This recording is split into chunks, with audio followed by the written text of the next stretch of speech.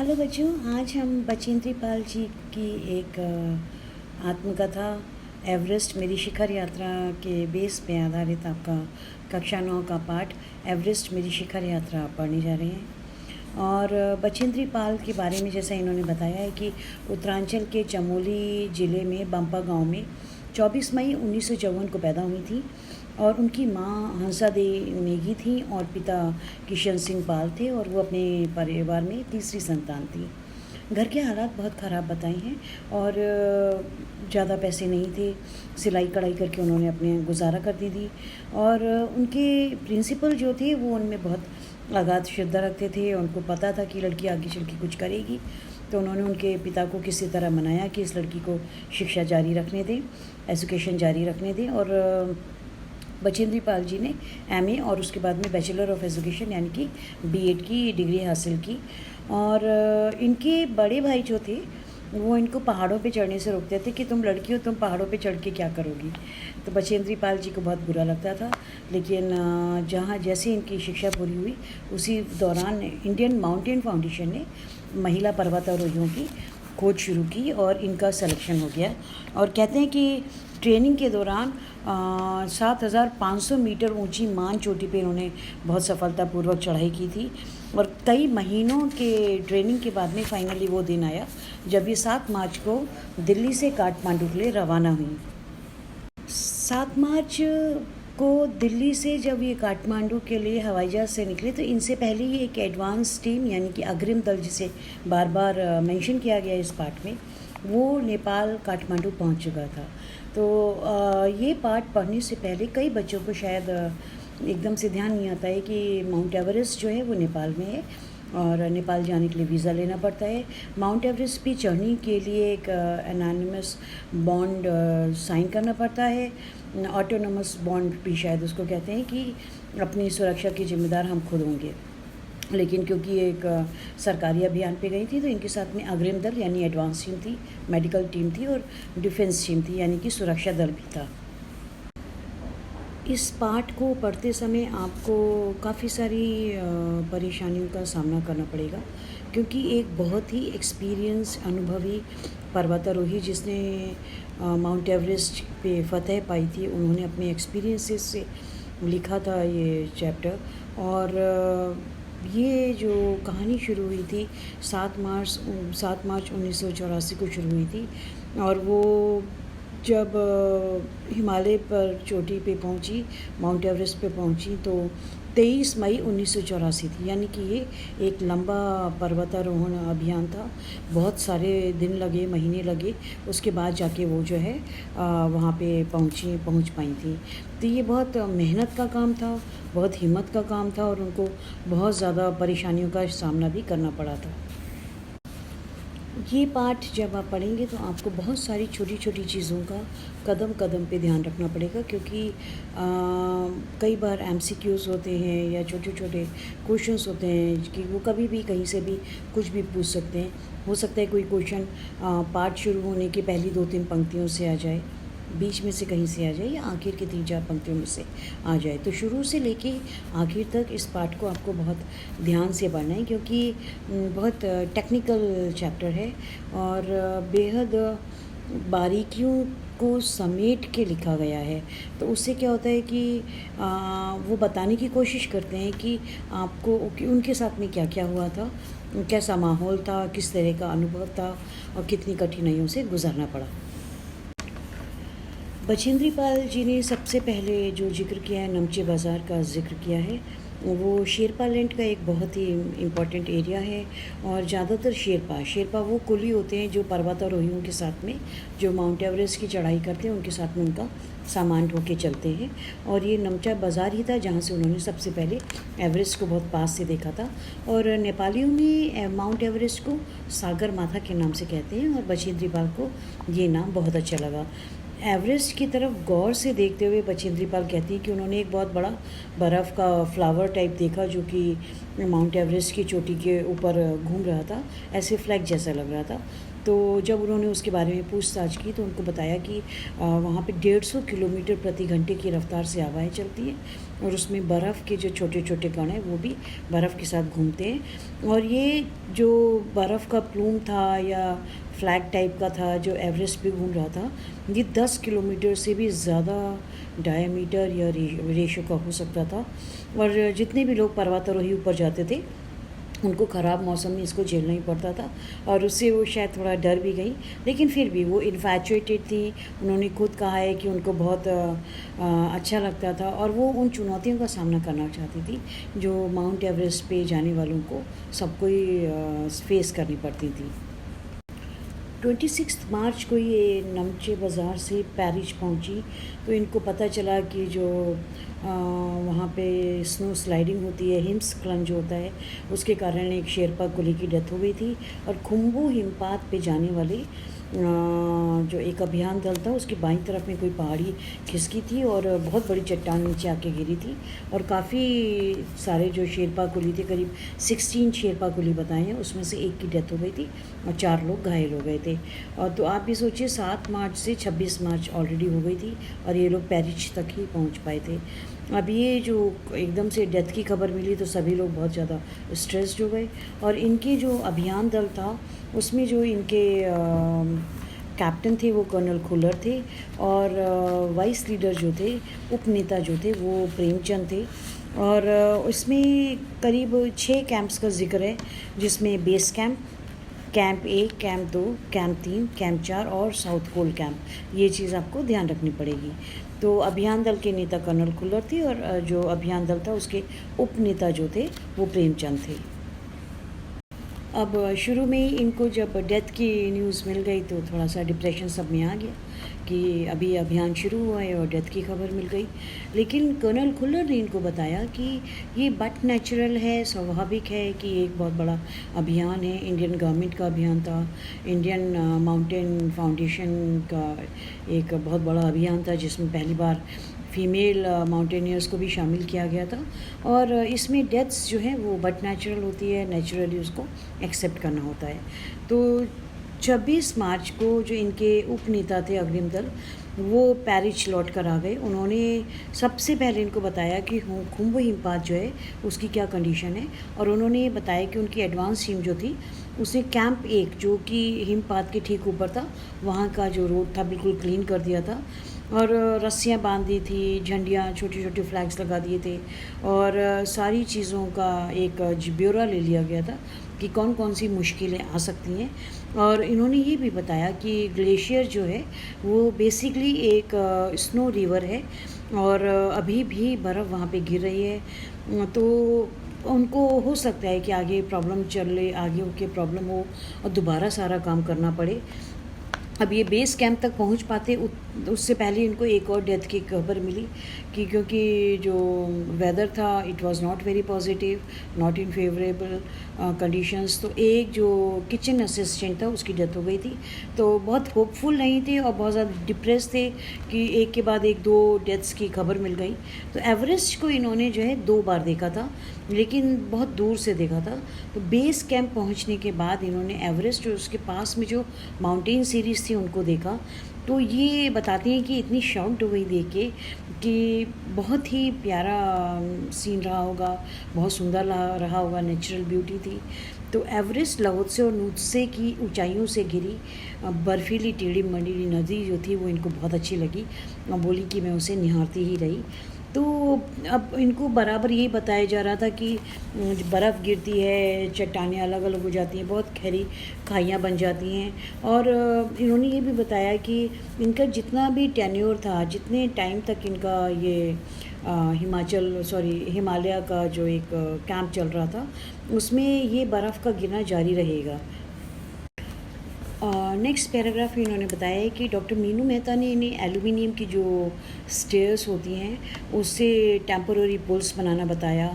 Wooden जो बैम्बूज़ होते हैं, बैम्बू स्टिक्स वगैरह होती हैं, वुडन स्टिक्स होती हैं और जो रोप्स होती हैं उसके नॉट बना के उसका कैसे यूज़ करना है।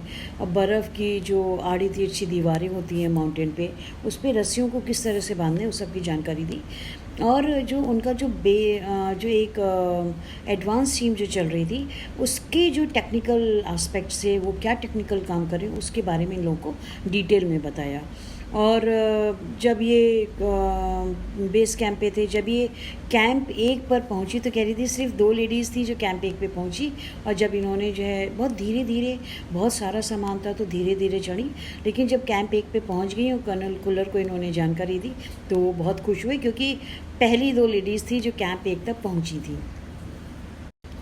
इस चैप्टर में बहुत सारे लोगों का नाम आएगा, कर्नल खुलर, उपनेता प्रेमचंद, डॉक्टर मीनू मेहता, तेनजिंग, उनकी बेटी डेकी, गगन बिस्साल, अंगदोर जी, लोबसांग, जय, और काफ़ी सारे नाम आएंगे। और आपको सारे पर्वत की श्रेणियों के नाम और सारी टीम के सदस्यों के नाम एक जगह लिख के याद करने पड़ेंगे, जिससे कि आपको ये चैप्टर बहुत अच्छी तरह से याद हो जाए। अब इन्होंने आगे बताया कि अंगदोर जी, लोबसांग और गगन बिस्सा साउथ कोल पहुंच गए, और जो हाईएस्ट इनका कैंप था, और 29 अप्रैल को 7,900 मीटर की ऊंचाई पे उन्होंने कैंप 4 लगाया, और it was quite satisfactory development कि ये लोग वहाँ तक पहुँच गए थे। लेकिन वो लोग पहुँचे थे, ये लोग नहीं पहुँचे थे, ये लोग पीछे थे। अब अप्रैल में जब ये बेस कैंप में थी तो बता रही थी कि तेनजिंग अपनी छोटी सुपुत्री डेकी के साथ हमारे पास आए थे। तो मैं आपको बता देती हूँ कि माउंट एवरेस्ट पे सबसे पहले जो जिन्होंने चढ़ाई की थी वो थे सर एडमंड हिलरी, और तेनजिंग नोर्गे जो थे वो शेरपा कुली थे जो उनके साथ में गए थे। तो उन्हीं तेनजिंग नोर्गे जो है उनकी यहाँ पे जिक्र हो रहा है कि वो अपनी छोटी बेटी के साथ में मिलने के लिए आए थे। तो ऑब्वियस सी बात है कि उनको पता चला होगा कि इंडियन माउंटेन फेडरेशन जो है, फाउंडेशन जो है, उसका कोई कैंप चल रहा है, कोई टीम है, कैंपेन आ रहा है। तो ऑब्वियस सी बात है कि उनकी हौसला अफजाई के लिए वो वहाँ गए होंगे, और उन्होंने इस बात पे ज़ोर दिया कि वो टीम के हर मेंबर से उन्होंने खुद बात की, हाथ मिलाया। और जब वो बचेंद्री पाल के पास में आए तो बचेंद्री पाल ने कहा कि वो बिल्कुल नौसिखिया हैं, बिल्कुल अमेच्योर हैं, उनको कुछ पता नहीं है। तो उन्होंने बचेंद्री पाल जी को बताया कि वो खुद 7 बार एवरेस्ट गए थे, उसके बाद में 8वीं बार में वो एवरेस्ट पहुँचे थे। और उन्होंने कहा कि बचेंद्री पाल से कि तुम तो वैसे ही पहाड़ी लड़की लगती हो, तुमको तो शिखर पे मतलब माउंट एवरेस्ट की टॉप पीक पे पहले ही अटेम्प्ट में पहुंच जाना चाहिए। और ये सुन के बचेंद्री पाल जो है बहुत ज़्यादा इनकरेज हो गई कि हाँ, उन्होंने इतनी अच्छी बातें कही हैं। जब ये पाठ शुरू होता है तो आपने देखा होगा कि 7 मार्च को वो दिल्ली से चली थी। अब 15-16 मई 1984 की बता रही है बात कि बुद्ध पूर्णिमा के दिन वो लहोत्से की बर्फीली सीधी ढलान पे लगाए गए सुंदर नायलॉन के रंग बिरंगे टेंट्स के कैंप 3 तक पहुंच गई थी। और कैंप 3 में इनके साथ में 10 लोग और थे, जिसमें कि लोबसांग तशारिंग, एंडी शेरपा और काफ़ी सारे लोगों के नाम उन्होंने बताए हैं। वो वहाँ पे थे, और ये सो रही थी कि रात में करीब 12:30 बजे जो है ऊपर से एक बर्फीली चट्टान इन लोगों के ऊपर से गुज़र के चली गई। और पूरे सारे जितने भी टेंट्स थे, रंगीले से अच्छे से टेंट्स होते, सब बर्बाद हो गए। और ये जो है इनको लगा कि इनके ऊपर से कोई चीज़ खिसक रही है बहुत भारी। तो पता चला कि बर्फ़ की चट्टान थी जो घिरी थी और इनको बिल्कुल कुचलती हुई जा रही थी। और फिर हर एक को कह रही थी, सबको चोट आई। बड़ी हैरानी की बात है कि किसी की डेथ नहीं हुई। और लोबसांग जो हैं उन्होंने अपनी स्विस नाइफ से जो है बर्फ़ को काट के इनके तंबू तक पहुँचे और इनको खींच के वहाँ बाहर निकाला।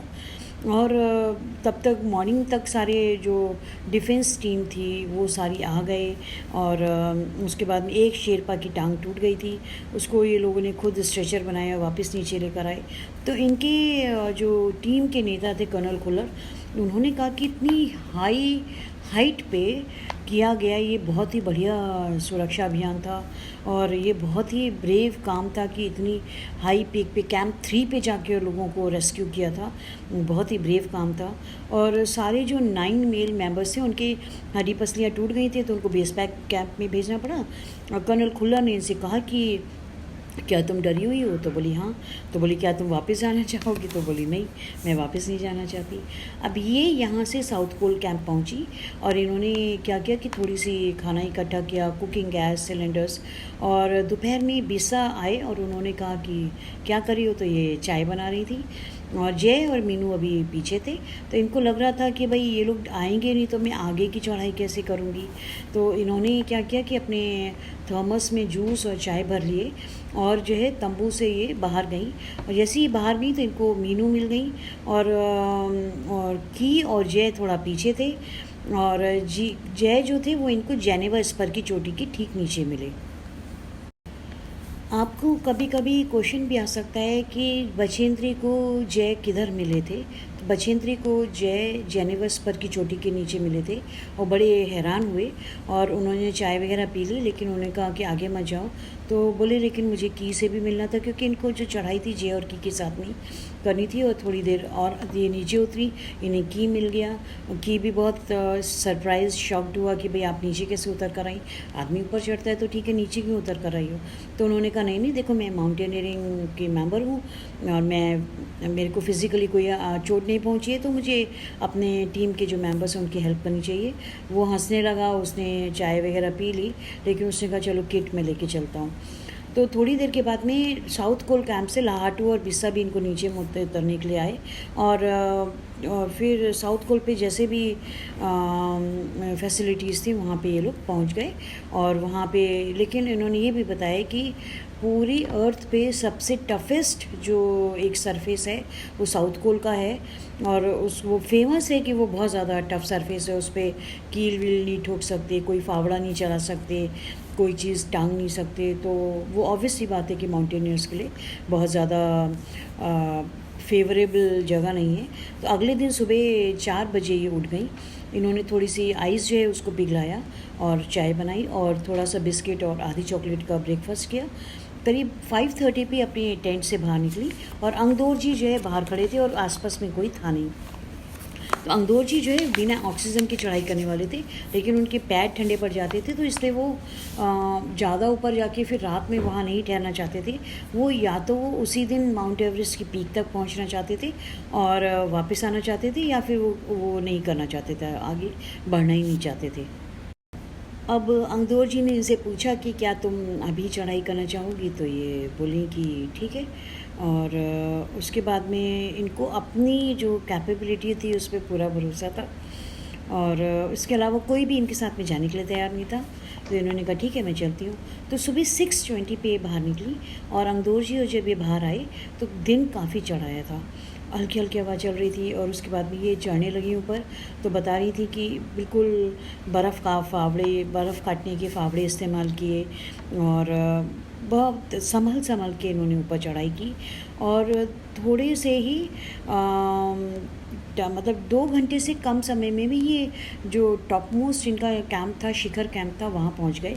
और अंगदौर जी ने पीछे मुड़ के कहा कि क्या तुम थक गई हो, तो इन्होंने कहा नहीं। तो इसको सुन के अंगदौर जी बहुत हैरान हुए। उन्होंने कहा कि पहले वाला कैंप जो है वो 4 घंटे में पहुंचा था और ये लोग 2 घंटे में। तो बोले अगर इसी स्पीड से चलते रहेंगे तो दोपहर 1 बजे तक हम लोग माउंट एवरेस्ट की टॉप पीक पे पहुंच जाएंगे। अब लाहाटू जो है वो इनके पीछे पीछे आ रहा था और जब ये साउथ माउंटेन के नीचे जब आराम कर रहे थे तो वो इनके पास आ गया। तो इन्होंने थोड़ी थोड़ी चाय पी और लाहाटू जो है एक नायलॉन की रस्सी लेकर आया था। तो ये लोग जो है नायलॉन की रस्सी के सहारे चढ़े, जबकि लाहाटू एक हाथ से रस्सी पे पकड़ के इन लोगों के लिए बैलेंस बनाते हुए बीच में चला। तो उसने क्या किया कि उसने देखा कि इनकी ऑक्सीजन लेवल कम था, 2.5 लीटर ऑक्सीजन प्रति मिनट के हिसाब से चढ़ रही थी। तो उसने क्या किया, इनकी रेगुलेटर से थोड़ी सी ऑक्सीजन का लेवल बढ़ा दिया। तो अब क्या हुआ, क्योंकि ब्रीदिंग ईजी हो गई तब इनको कठिन चढ़ाई भी ईजी लगने लगी। तब ये साउथ पीक जो थी उसके ऊपर जो आपने पहले पढ़ा था कि पलामू के बारे में कि बर्फ़ के कण उड़ते रहते हैं, उससे क्या हुआ, विजिबिलिटी बिल्कुल ज़ीरो थी वहाँ पे। और इन्होंने थोड़ी दूर के बाद में देखा कि टॉप पीक के और नीचे की तरफ सारी ढलानें, मतलब ये ऊपर पहुँच चुकी थी वहाँ पे शिखर पर। अब इनकी सांस एकदम रुक गई और इनको लगा कि सफलता बहुत नज़दीक है। तो 23 मई 1984 को दोपहर के 1:07 पर ये एवरेस्ट की चोटी पे पहुंची थी और एवरेस्ट की चोटी पे पहुंचने वाली पहली भारतीय महिला थी। और इतनी जगह नहीं थी कि 2 लोग साथ साथ खड़े हो सके। तो इन्होंने क्या किया कि बर्फ़ के फावड़े से थोड़ी बर्फ़ काट के अपने लिए जगह बनाई। इसके बाद में घुटनों पे बैठ के इन्होंने माउंट एवरेस्ट के पीक को चूमा, फिर उन्होंने अपने साथ में थोड़ा सा पूजा का सामान निकाल के वहाँ रखा और बर्फ़ में दबा दिया, और इनको अपनी मम्मी पापा का भी ध्यान आया। फिर इन्होंने अपने हाथ जोड़े और अंगदेव जी को रेस्पेक्ट दिया, और अंगदेव जी ने गले लगाया और उनको बोला कि दीदी तुमने बहुत अच्छी चढ़ाई की, आई एम वेरी हैप्पी। बहुत अब थोड़ी देर के बाद में सोनम पुलचर पहुंची और उन्होंने पिक्चर्स क्लिक करने शुरू किए, और तब तक लाहटू ने सारे टीम मेंबर्स को और टीम लीडर्स को इनके एवरेस्ट पे पहुंचने की न्यूज़ दे दी थी। इनको वॉकी टॉकी दिए गए हाथ में, और colonel Cooler he was very happy with their success, और उन्होंने कहा कि मैं तुम्हारे मम्मी पापा को बधाई देना चाहूँगा कि तुम एवरेस्ट की पीक पे पहुंच गई हो, और उन्होंने ये भी कहा कि अब तुम एक डिफरेंट वर्ल्ड में वापस जाओगी। जहाँ वहाँ तक चढ़ी थी तो एक पर्वतारोही थी, लेकिन अब वो जब वापस गई होंगी तो ऑब्वियस सी बात है कि भारत की पहली महिला पर्वतारोही जो माउंट एवरेस्ट पे चढ़ी हैं उस रूप में वापस गई, तो दुनिया बदल गई उनकी ना। मुझे ये चैप्टर बहुत इंस्पायरिंग लगता है, और आपको अगर ये टेक्निकली पढ़ना है तो इस चैप्टर को कम से कम 6 पार्ट्स में पढ़िए। पहले बचेंद्री पाल जी के बारे में पढ़िए, उसके बाद में उनकी नमचे बाज़ार और पैरिज के बारे में पढ़िए, उसके बाद उनकी आगे की जो जितनी भी यात्रा रही है पर्वत आरोहण की, उसको आप 6 पार्ट्स में डिवाइड कर लीजिए, तो इस तरह से ये चैप्टर आपके लिए बहुत ईजी हो जाएगा। I hope you are enjoying my videos. Please like, share and subscribe my video. Thank you so much.